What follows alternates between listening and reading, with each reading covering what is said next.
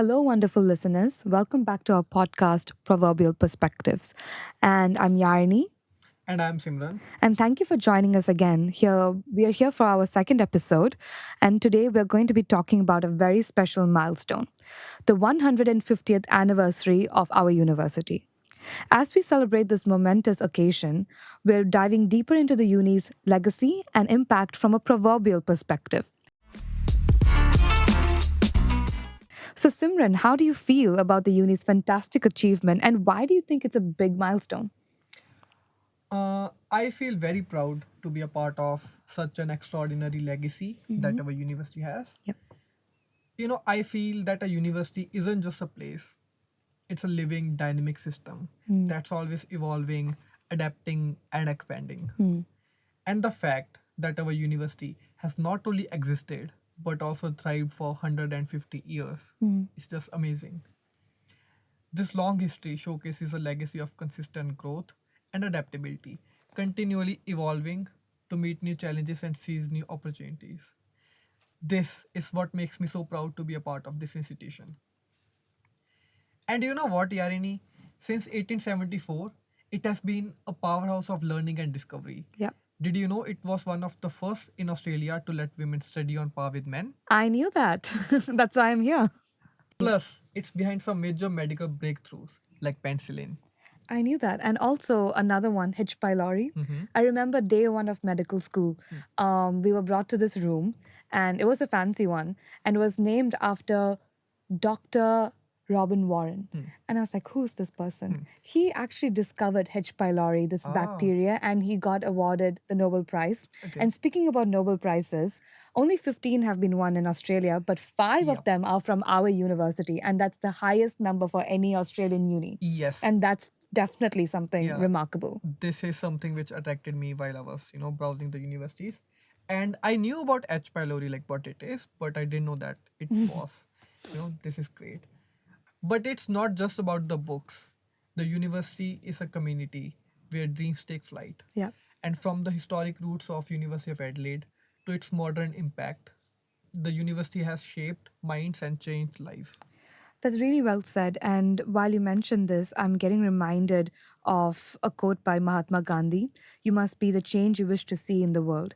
And that's so true because university education is not just about acquiring bookish knowledge. It's not really just about going to lectures and passing exams. It's about becoming the change makers that we want to see. Education sparks something within us. It drives us to challenge the status quo, to make things better. And it's about stepping up, taking action, and making real differences in the world. Whether it's through research, community projects, or leading by example, university education empowers us to be the change we wish to see. And it does it one step at a time. And talking just from my own personal experience, having been in our uni for the past couple of years, it has definitely given me experiences that have made me a more worldly person. And at the same time, it's also brought me closer to the person that I am. And that's truly wonderful. Yeah, that's exactly what the university life is for. Now, this reminds me of another quote by Eleanor Roosevelt. The future belongs to those who believe in the beauty of their dreams. Yeah. Over the past century and a half, the university has been a beacon of hope and opportunity and has empowered countless individuals to dream big and strive for excellence, not just in Australia, but all over the world. That is so true. And it's very important to acknowledge that as we commemorate this milestone, we're also celebrating the countless dreams that have been realized within these historical walls and the countless more yet to come. And speaking of dreams and leadership, we're thrilled to have a very special guest today, Professor Jessica Gallagher. She's the Deputy Vice Chancellor of External Engagement for our university, and she's here to talk to us more about the uni's journey, its milestones, and the exciting path ahead. Welcome, Professor.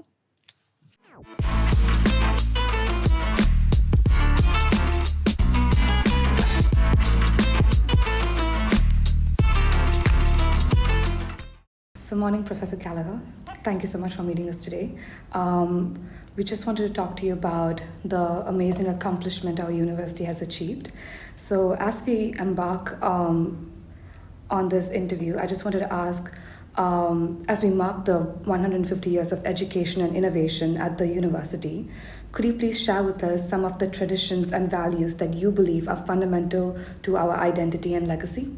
Absolutely. Well, thank you very much for the opportunity to talk to you today about our university and our 150th anniversary celebrations. It's a really special year for the University of Adelaide.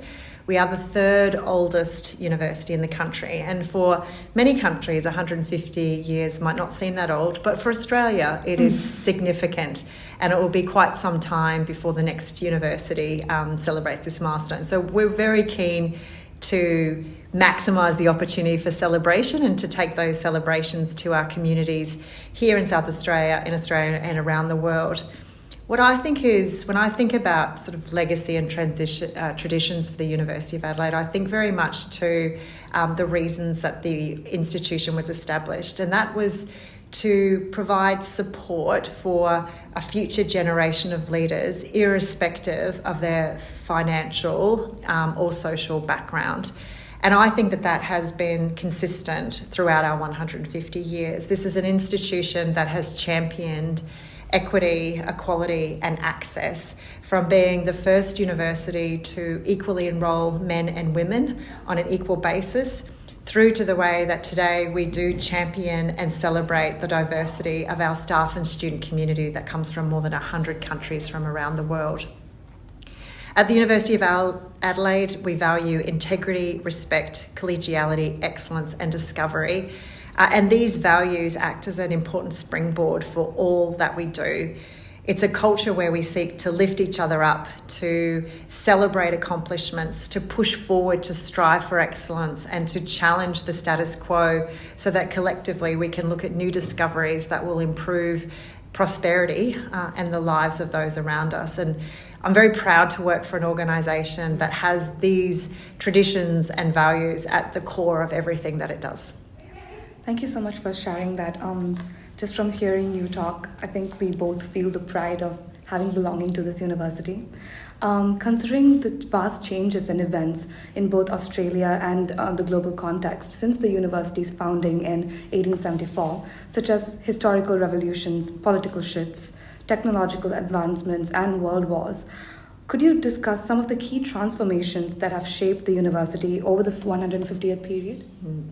I think transformation is the core of higher education. You can't stand still because the world is changing so rapidly around you. And so across the many decades, we've seen enormous change, and the university's had to respond to that. So we were the first university in the state of South Australia. As I mentioned before, we were the first in Australia to admit women to all of our degree courses on an equal basis to men. The University of Adelaide was the first to offer degrees in science and in business, and we were also the first university to establish a conservatorium of music. So that's pretty amazing if you think about it, that we were the first university to really champion diversity of knowledge and perspective through offering of a really broad range of discipline areas. More recently, we're one of only 3 universities in the world to be involved in major scientific discoveries like gravitational waves. We've had a number of Nobel Prize winners that have walked this campus and have gone on to make an incredible impact across sectors and geographies. So we have a proud history, but we're also not resting on our laurels. We know that we need to continue to transform and be innovative to address the needs of future learners and to respond appropriately to the challenges that we're facing within our global society today. Yeah, that's quite remarkable, especially what you mentioned about equality and having been so since the beginning. There are so many things that I think as a woman I would take for granted today, but to know that we belong to a university that has championed the need for our education since the beginning is really, truly remarkable. As the university prepares for an exciting merger with UniSA, could you share with us and highlight what aspects of this merger you think are exciting, and in terms of how this will make the university's journey better? So it is a really exciting space. As I said, we've got 150 years of history, of making history that delivers positive impact and change. And now we're very oriented to what is going to be required for the future. Yeah. And for us, that is about taking the strengths of this great university and amalgamating with the University of South Australia for all of the fantastic strengths and expertise that they have. What excites me about the project is that I believe that we have probably a once-in-a-generation opportunity to really transform our curriculum. Right. Universities aren't quick to change. We make incremental change as needed. But with this project, we are essentially starting from scratch. So we are bringing together the brightest minds from across our two universities to come together as disciplinary teams to actually construct what does the curriculum need to look like for this generation and for the next generation of learners, and how by doing so can we really truly live our agenda around lifelong learning, and how can we be more accessible to a broader cohort of learners. And so I'm really excited by the work that the teams are doing to ensure that our curriculum is digitally enabled, that it is truly industry informed, that it is accessible, because we are looking at ways of bringing together online and in person, so that it doesn't matter whether you're coming from high school here in Adelaide, or whether you're in Melbourne, or whether you're a student that's sitting in Mumbai. There will be opportunities for you to engage with the content and the knowledge that we have at the new Adelaide University. And in this way, I think that it really continues, as I was saying before, the long history that this university has about championing equitable access. I'm also really excited about what the scale means. So I know that some people are worried about it becoming a mega university, and therefore we'll lose sight of what really matters.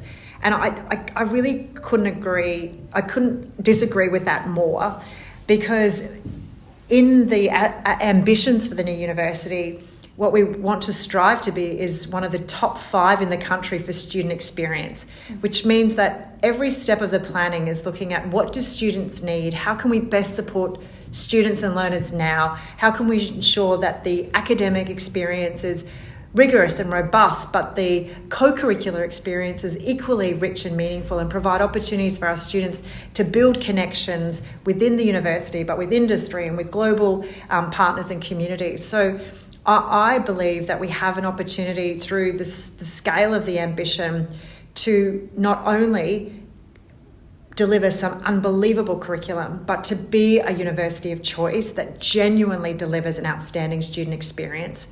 I'm also excited what the scale offers us in terms of capacity to engage globally. A big part of my job is working with international students, international partners.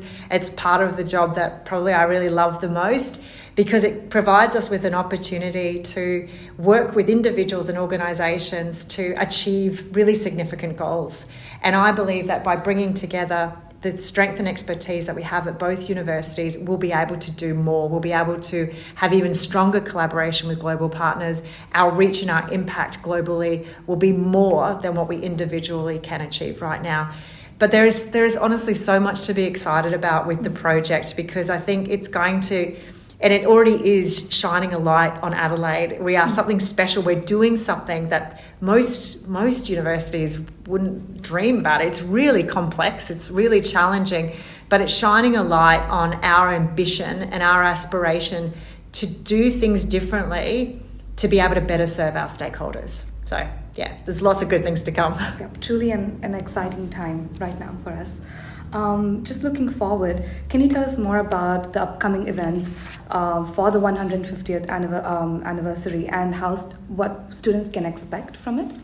So we've got really a whole year of events planned out, and of course some of those we've already delivered, so it was really fun. In February we started with our cake day celebrations, where we had cupcakes for our staff and our students across all of our 3 campuses. We also had our Ghana Day, which was a celebration of Aboriginal and Torres Strait Islander culture.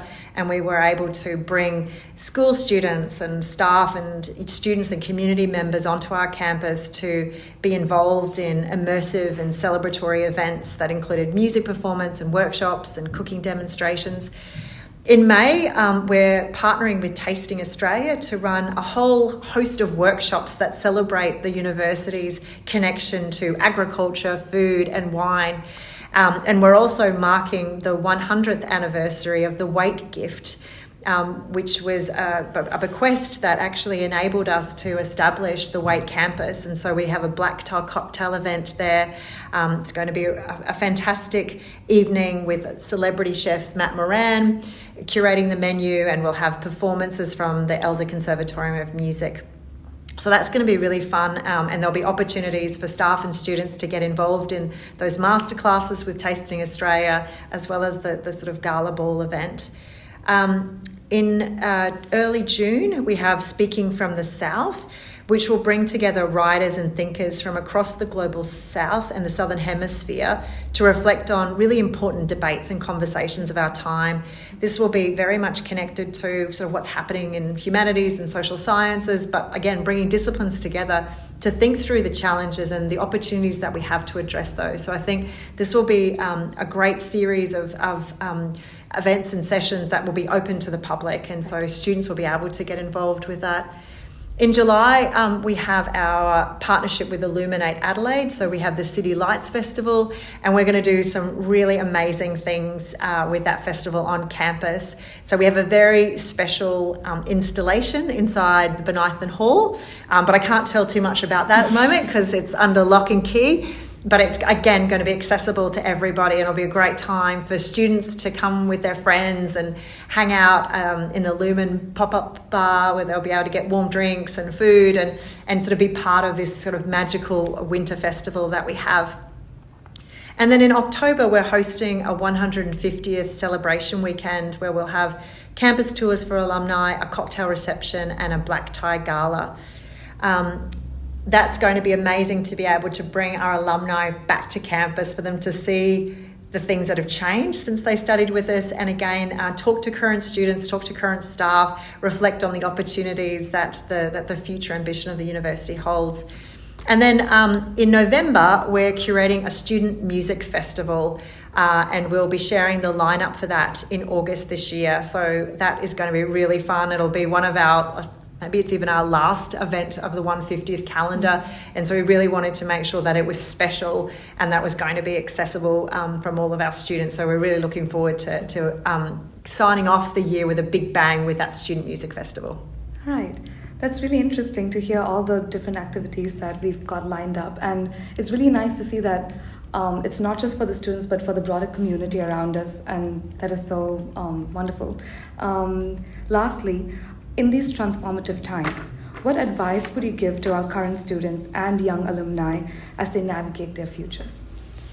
That's a very big question. I think we're all still learning as we're going, aren't we? And so I think it's always interesting when people ask advice, because I always think that I'm still kind of bumbling and navigating my way through. But in terms of advice that I would give to current students and to recent graduates, my first piece of advice would be to say yes more than you say no. It's obviously really important to ensure you have balance, but I think that where I look at some of the most enjoyable times of my career, it's because I've taken a risk. I've said yes to something, even though there might have been that niggle of a doubt about whether I could. By saying yes, I've opened doors and engaged with new experiences that have really helped me to grow personally and professionally. I would encourage our students to look to the future with hope. It's a challenging time that we live in. I wish that geopolitics weren't the way that they were. I wish that the cost of living wasn't as high as it is. But I think that collectively we have the capacity to continue to drive positive change. And I think we have to hang on to hope, we have to hang on to humanity, and we have to hang on to our capacity to come together and to do the right thing. So to not lose sight of hope and values and being part of that positive change. I would encourage current students to continue to find ways to grow influence in their networks, to share experiences with peers and colleagues, but also to listen and to take on advice from others, and not be scared to ask for advice and to ask for help when you need it, because that's what we all have to do. And then just the simple things: make sure you wear sunscreen every day, drink water, get 8 hours of sleep a night, and don't worry too much about the studies. Make sure you've got a right balance between right preparation for those assignment exams, but time that you can let your hair down a bit and have some fun, because university days are the best days of your life. It's where the richest friendships are made, and when you gain these experiences that you'll reflect on in future life and look back with joy, because it helps shape who you are. So have fun, and I really hope that by being here this year in such an incredibly important year for the university, that you'll have an opportunity to be part of those celebrations and know that you are such an important part of the university's community. Thank you so much. Thank you so much for sharing all of that. And it was truly enriching to talk to you today. Thank you so much. Thank you. Thank you both.